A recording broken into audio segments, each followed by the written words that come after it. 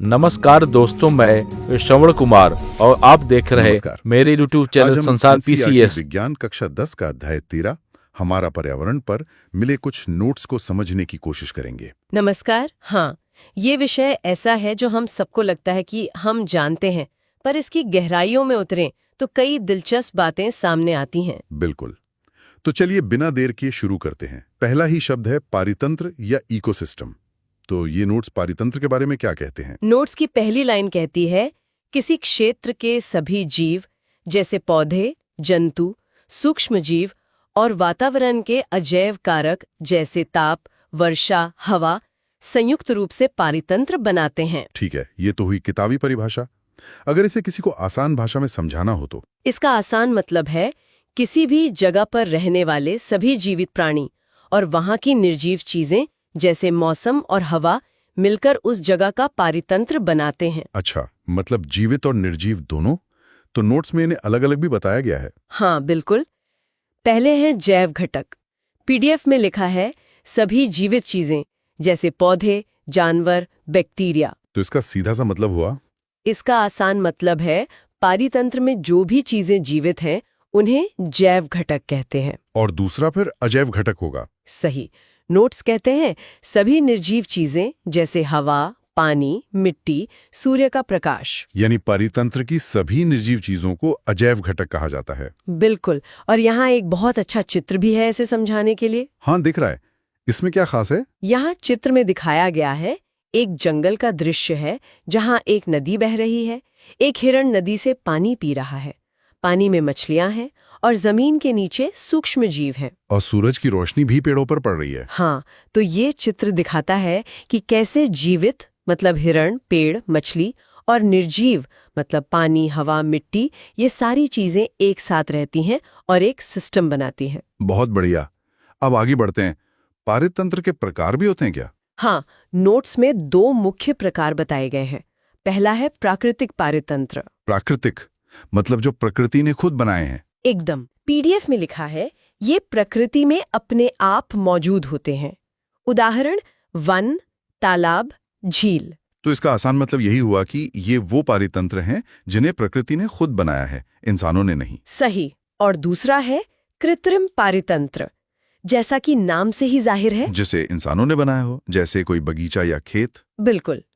PDF कहता है ये मानव द्वारा बनाए जाते हैं। उदाहरण बगीचा, खेत, जल जीवशाला यानी एक्वेरियम। तो इसका आसान मतलब है ये वो पारितंत्र हैं जिन्हें इंसानों ने अपनी जरूरत के लिए बनाया है। हाँ, अब इन पारितंत्रों में रहने वाले जीवों को उनके भोजन की आदत के आधार पर भी बांटा गया है। अच्छा, ये तो वही उत्पादक उपभोक्ता वाली बात हो गई। जी। सबसे पहले आते हैं उत्पादक यानी प्रोड्यूसर्स। पीडीएफ में लिखा है सूर्य के प्रकाश से अपना भोजन स्वयं बनाते हैं, जैसे हरे पौधे, नील हरित शैवाल। इसका आसान मतलब है ये वो जीव हैं जो अपना खाना खुद बनाते हैं, जैसे कि पेड़ पौधे। फिर आते हैं उपभोक्ता यानी कंज्यूमर्स, जो इन उत्पादकों को खाते हैं। सही। नोट्स में लिखा है भोजन के लिए उत्पादकों पर निर्भर रहते हैं, जैसे शाकाहारी, मांसाहारी। तो इसका आसान मतलब ये हुआ कि ये वो जीव हैं जो अपना भोजन खुद नहीं बना सकते और पौधों या दूसरे जानवरों को खाते हैं। और तीसरा और बहुत जरूरी वर्ग है अपघटक यानी डीकंपोजर्स का। अपघटक ये तो वो हुए जो मरी हुई चीजों को साफ करते हैं। बिल्कुल। पीडीएफ में लिखा है मरे हुए जीवों को सड़ाकर सरल पदार्थों में बदल देते हैं, जैसे जीवाणु, कवक। तो इसका आसान मतलब है ये वो सूक्ष्म जीव हैं जो मरे हुए पौधों और जानवरों को गलाकर वापस मिट्टी में मिला देते हैं। प्रकृति के रिसाइकलर। बहुत अच्छे से समझाया। यहाँ भी एक चित्र है जो इस चक्र को दिखाता है। बताइए क्या है इस चित्र में? यहाँ चित्र में एक चक्र दिखाया गया है। सबसे नीचे उत्पादक है यानी एक पौधा। फिर एक तीर उपभोक्ता यानी एक हिरण की ओर जाता है, जिसका मतलब है हिरण पौधे को खाता है। अच्छा, है कि सड़ने के बाद जो पोषक तत्व बने वो वापस मिट्टी में मिल गए और पौधे के काम आ गए। एक पूरा चक्र। कमाल है, कुछ भी बेकार नहीं जाता। इसी से तो आहार श्रृंखला बनती होगी। बिल्कुल। अगला टॉपिक वही है, आहार श्रृंखला और पोषी स्तर। तो आहार श्रृंखला की परिभाषा क्या दी है नोट्स में? पीडीएफ में लिखा है जीवों की एक श्रृंखला जिसमें एक जीव दूसरे को खाकर ऊर्जा प्राप्त करता है। मतलब ये एक लिस्ट है कि कौन किसको खाता है? हाँ, एक तरह से। और इस श्रृंखला के हर स्टेप को एक नाम दिया गया है, क्या? पोषी स्तर। पीडीएफ में लिखा है, आहार श्रृंखला का हर चरण या कड़ी एक पोषी स्तर यानी ट्रॉफिक लेवल बनाता है। अच्छा, तो आहार श्रृंखला के हर कदम को एक पोषी स्तर कहते हैं? जी, यहाँ एक पिरामिड का चित्र है जो इसे बहुत अच्छे से समझाता है। पिरामिड, उसमें क्या है? इस पिरामिड में 4 स्तर हैं। सबसे नीचे पहले पोषी स्तर पर उत्पादक है यानी घास। ठीक है, वो बेस है। उसके ऊपर प्राथमिक उपभोक्ता है, जैसे एक टिड्डा जो घास खाता है। ये दूसरा स्तर हुआ। उसके ऊपर द्वितीयक उपभोक्ता, जैसे मेंढक जो टिड्डे को खाता है। और सबसे ऊपर तृतीयक उपभोक्ता, जैसे सांप जो मेंढक को खाता है। समझ गया। तो ऊर्जा का प्रवाह नीचे से ऊपर की ओर हो रहा है। बिल्कुल, और ऊर्जा का ये प्रवाह ही अगला टॉपिक है, पारितंत्र में ऊर्जा का प्रवाह। इसमें सबसे पहली और जरूरी बात क्या है? सबसे जरूरी बात यह है कि ये प्रवाह हमेशा एक ही दिशा में होता है। नोट्स कहते हैं, ऊर्जा का प्रवाह हमेशा एक ही दिशा में होता है, उत्पादक से उपभोक्ता की ओर। ये वापस नहीं लौटते। अच्छा, ये एक तरफा रास्ता है। इसका आसान मतलब हुआ कि ऊर्जा हमेशा पौधे से जानवर की तरफ जाती है, कभी उल्टी दिशा में नहीं जाती। एकदम, लेकिन यहाँ ऊर्जा के इस्तेमाल को लेकर कुछ बहुत ही दिलचस्प नियम है। नियम? कैसे नियम? पहला है 1% का नियम। पीडीएफ में लिखा है, हरे पौधे सूरज से मिलने वाली ऊर्जा का केवल 1% भाग ही खाद्य ऊर्जा में बदल पाते हैं। सिर्फ 1%? ये तो बहुत कम है। हाँ, इसका आसान मतलब है, पौधे सूरज की बहुत थोड़ी सी ऊर्जा का ही इस्तेमाल खाना बनाने के लिए कर पाते हैं। और दूसरा नियम क्या है? वो और भी ज्यादा चौंकाने वाला है। उसे 10% का नियम कहते हैं। 10% का नियम? जी, पीडीएफ में लिखा है, एक पोषी स्तर से दूसरे पोषी स्तर तक केवल 10% ऊर्जा ही पहुंच पाती है, बाकी 90% ऊष्मा के रूप में खत्म हो जाती है। एक मिनट, मतलब जब कोई जानवर किसी पौधे को खाता है तो उसे पौधे की सिर्फ 10% ऊर्जा ही मिलती है? हाँ बिल्कुल, बाकी 90% गर्मी बनकर खत्म हो जाती है या उस जीव के अपने कामों में लग जाती है। तो इसीलिए आहार श्रृंखलाएं ज्यादा लंबी नहीं होती। आपने बिल्कुल सही निष्कर्ष निकाला। नोट्स में भी यही लिखा है। इसी कारण आहार श्रृंखलाएं सामान्यतः 3 या 4 चरणों की ही होती हैं, क्योंकि ऊपर वाले स्तरों के लिए ऊर्जा बचती ही नहीं है। इसका आसान मतलब है, हर स्तर पर ऊर्जा कम होने की वजह से आहार श्रृंखला ज्यादा लंबी नहीं होती। यहाँ एक चित्र भी है जो इस 10% नियम को साफ साफ दिखाता है। अच्छा, वो कैसे? चित्र में दिखाया गया है, मान लीजिए सूर्य से 10 लाख जूल ऊर्जा निकल रही है। ठीक है। तो उत्पादक यानी पौधे को इसमें से सिर्फ 10,000 जूल मिलती है, यानी 1% का कुछ हिस्सा। हाँ, फिर जब प्राथमिक उपभोक्ता जैसे हिरण पौधे को खाता है तो उसे 10,000 का 10% यानी 1,000 जूल मिलती है। और जब शेर उस हिरण को खाता है तो उसे 1,000 का 10% यानी सिर्फ 100 जूल ऊर्जा मिलती है। चित्र में साफ दिखाया है कि हर कदम पर 90% ऊर्जा ऊष्मा यानी गर्मी के रूप में हानि हो रही है। ये तो कमाल की बात है। लेकिन असल दुनिया में चीजें इतनी सीधी तो नहीं होती। एक जानवर कई तरह की चीजें खाता है। बिल्कुल, और वहीं से कॉन्सेप्ट आता है आहार जाल यानी फूड वेब का। तो आहार जाल क्या है? पीडीएफ में लिखा है, प्रकृति में कई आहार श्रृंखलाएं आपस में जुड़ी होती हैं। आहार श्रृंखलाओं का ये जटिल नेटवर्क आहार जाल कहलाता है। अच्छा, तो जब बहुत सारी आहार श्रृंखलाएं एक दूसरे से उलझ जाती हैं तो उसे आहार जाल कहते हैं। हाँ, जैसे यहाँ एक चित्र है। इसमें क्या दिखाया गया है? यहाँ चित्र में दिखाया गया है, घास को खरगोश और चूहा दोनों खा रहे हैं। ठीक है, 2 अलग-अलग श्रृंखलाएं शुरू हो गईं। फिर खरगोश को लोमड़ी खा रही है, लेकिन चूहे को सांप और बाज दोनों खा रहे हैं, और फिर उस सांप को बाज खा रहा है। ओह, तो ये एक उलझावा जाल बन गया।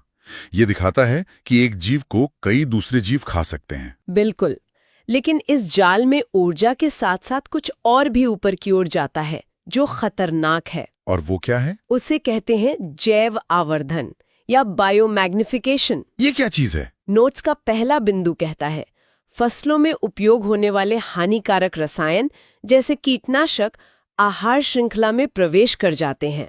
मतलब खेतों में जो जहरीले केमिकल डाले जाते हैं हाँ। वो खाने के जरिए जीवों के शरीर में चले जाते हैं। और समस्या ये है कि ये शरीर में घुलते नहीं है। पीडीएफ में लिखा है ये रसायन अजैव निम्नीकरणीय होते हैं, इसलिए हर पोषी स्तर पर इनकी मात्रा बढ़ती जाती है। ओह, इसका मतलब ये केमिकल शरीर में खत्म नहीं होते, इसलिए जो जीव जितना ऊपर होता है हाँ। उसके शरीर में उतना ज्यादा केमिकल जमा हो जाता है। बिल्कुल सही। और इसी से जुड़ी सबसे चिंता की बात अगले बिंदु में है। वो क्या है? पीडीएफ में लिखा है मनुष्य आहार श्रृंखला में सबसे ऊपर है, इसलिए इन रसायनों की सबसे अधिक मात्रा हमारे शरीर में जमा हो जाती है। ये तो बहुत डरावनी बात है। मतलब क्योंकि इंसान भी इस श्रृंखला का हिस्सा है, सबसे ज्यादा हानिकारक केमिकल इंसानी शरीर में इकट्ठा होते हैं। हाँ, और यहाँ एक पिरामिड का चित्र इसे दिखाता है। क्या है उस पिरामिड में? दिखाया गया है कि सबसे नीचे पानी में कुछ केमिकल हैं। छोटी मछलियां उसे पीती हैं तो केमिकल उनमें जमा हो जाता है। ठीक है। फिर बड़ी मछलियां छोटी मछलियों को खाती हैं तो उनमें और ज्यादा केमिकल जमा हो जाता है। और सबसे ऊपर बाज जब बड़ी मछली को खाता है तो उसके शरीर में केमिकल की मात्रा सबसे ज्यादा हो जाती है, जिसे चित्र में गहरे लाल रंग से दिखाया गया है। ये तो हमारी अपनी गतिविधियों का ही नतीजा है और ये हमें सीधे पर्यावरण की बड़ी समस्याओं पर ले आता है। हाँ, अगला टॉपिक यही है और पहली समस्या है ओजोन परत। ओजोन, ये तो हमारी पृथ्वी की ढाल है। इसके बारे में नोट्स में क्या लिखा है? पहले बताया है कि ओजोन है क्या। पीडीएफ में लिखा है ओजोन O3 ऑक्सीजन के 3 परमाणुओं से मिलकर बनता है। ठीक है, यानी O2 से O3 बनता है। हाँ, इसका आसान मतलब है ओजोन एक गैस है जिसका एक अणु ऑक्सीजन के 3 परमाणुओं से बनता है। और इसका काम क्या है? पीडीएफ में लिखा है ये वायुमंडल के ऊपरी स्तर में एक परत बनाती है जो सूर्य से आने वाली हानिकारक पराबैंगनी यूवी विकिरण से पृथ्वी की रक्षा करती है। तो ये एक छाते की तरह काम करती है और हमें सूरज की खतरनाक किरणों से बचाती है। अगर ये न बचाए तो क्या होगा? नोट्स कहते हैं ये यूवी विकिरण मनुष्यों में त्वचा का कैंसर उत्पन्न कर सकती है। बाप रे, मतलब अगर ये किरणें हम तक पहुंच जाएं तो स्किन कैंसर हो सकता है। जी, और समस्या यही है कि हम इंसानों की वजह से इस परत को नुकसान पहुंच रहा था। हाँ, CFCs की वजह से। बिल्कुल। पीडीएफ में समस्या के बारे में लिखा है क्लोरोफ्लोरोकार्बन CFCs जैसे मानव निर्मित रसायन इस परत को नुकसान पहुंचा रहे हैं। इनका उपयोग रेफ्रिजरेटर अग्निशमन में होता था। तो इसका आसान मतलब यह है कि फ्रिज और AC में इस्तेमाल होने वाली CFC गैस ओजोन परत को खत्म कर रही थी। हाँ, लेकिन अच्छी बात यह है कि इसका समाधान खोजा गया। नोट्स कहते हैं समाधान 1987 में संयुक्त राष्ट्र पर्यावरण कार्यक्रम UNEP में CFC के उत्पादन को सीमित करने पर सहमति बनी। अच्छा, तो इस समस्या को रोकने के लिए 1987 में सभी देशों ने मिलकर CFC का इस्तेमाल कम करने का फैसला किया। जी, यहाँ एक चित्र भी है जो पूरी समस्या दिखाता है। उसमें क्या है? यहाँ चित्र में दिखाया गया है पृथ्वी के चारों ओर एक सुरक्षा कवच है, यानी ओजोन परत। पृथ्वी से CFCs जैसा धुआं उठकर इस परत में एक छेद कर रहा है और उस छेद से सूर्य की बैंगनी रंग की हानिकारक यूवी किरणें धरती पर आ रही हैं। बहुत साफ तरीके से समझाया है। अब दूसरी बड़ी समस्या पर आते हैं, कचरा। हाँ, कचरा प्रबंधन। नोट्स कहते हैं हमारे दैनिक क्रियाकलापों में बहुत से अनुपयोगी पदार्थ उत्पन्न होते हैं जिन्हें कचरा या अपशिष्ट कहते हैं। सीधा सा मतलब है कि हम रोजमर्रा के जीवन में जो बेकार चीजें फेंकते हैं वही कचरा है। बिल्कुल। और ये कचरा 2 तरह का होता है।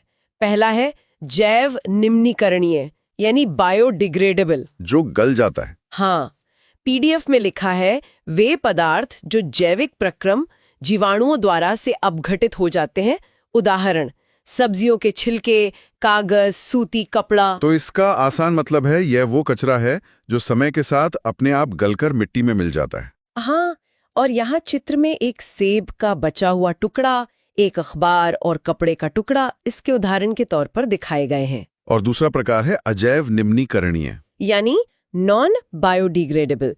पीडीएफ में लिखा है वे पदार्थ जो जैविक प्रक्रम से अपघटित नहीं होते और पर्यावरण में लंबे समय तक बने रहते हैं।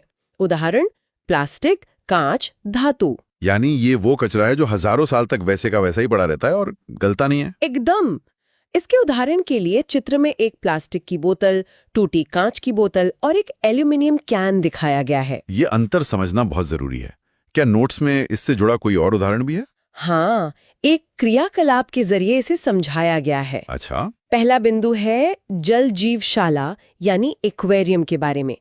लिखा है यह एक मानव निर्मित कृत्रिम पारितंत्र है। इसका आसान मतलब है मछली घर एक ऐसा पारितंत्र है जिसे इंसानों ने बनाया है। और दूसरा बिंदु कचरे के गड्ढे के बारे में है। लिखा है कचरा गड्ढा जैव निम्नीकरणीय कचरा रसोई खाद बन जाता है, जबकि अजैव निम्नीकरणीय प्लास्टिक वैसा ही रहता है। मतलब अगर हम गड्ढे में कचरा डालें तो सब्जियों के छिलके खाद बन जाएंगे, पर प्लास्टिक की थैली वैसी पड़ी रहेगी। बिल्कुल।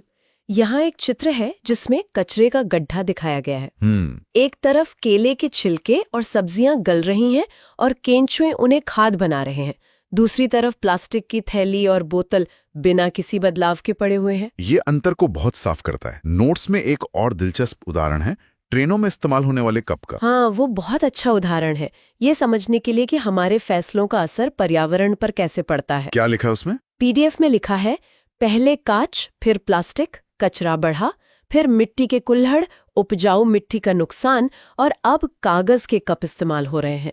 ये दिखाता है कि कैसे हमारे छोटे छोटे बदलाव पर्यावरण पर बड़ा असर डालते हैं। वाह, इसका आसान मतलब है ट्रेनों में कप का बदलना ये सिखाता है कि हमारी छोटी छोटी आदतें भी पर्यावरण को फायदा या नुकसान पहुंचा सकती हैं। यहाँ एक चित्र भी है जिसमें चारों तरह के कप दिखाए गए हैं। कांच का ग्लास, प्लास्टिक कप, मिट्टी का कुल्हड़ और कागज का कप।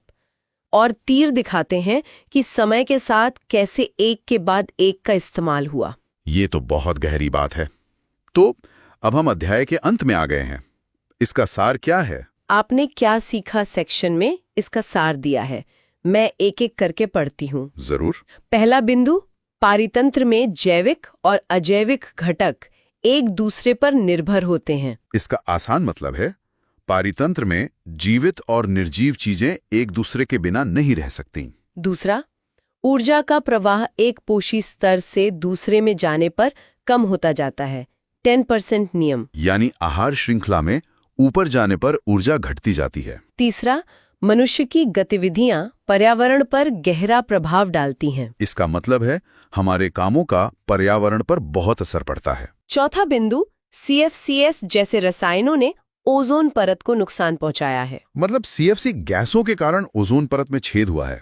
पांचवा, हमारे द्वारा उत्पन्न कचरा जैव निम्नीकरणीय या अजैव निम्नीकरणीय हो सकता है। यानी हम दो तरह का कचरा पैदा करते हैं, एक जो गल जाता है और दूसरा जो नहीं गलता। और छठा बिंदु, कचरे का सही निपटान एक गंभीर पर्यावरणीय समस्या है। जिसका मतलब है कि कचरे को सही तरीके से ठिकाने लगाना पर्यावरण के लिए एक बड़ी चुनौती है। बिल्कुल। और अंत में एक लाइन लिखी है, रिवीजन के लिए सर्वश्रेष्ठ। और इसका मतलब तो साफ ही है कि ये सभी बिंदु अध्याय को जल्दी से दोहराने के लिए सबसे अच्छे हैं। इसी के साथ अध्याय 13 हमारा पर्यावरण के सभी महत्वपूर्ण बिंदु समाप्त होते हैं। उम्मीद है आपको सब कुछ स्पष्ट रूप से समझ आया होगा। बहुत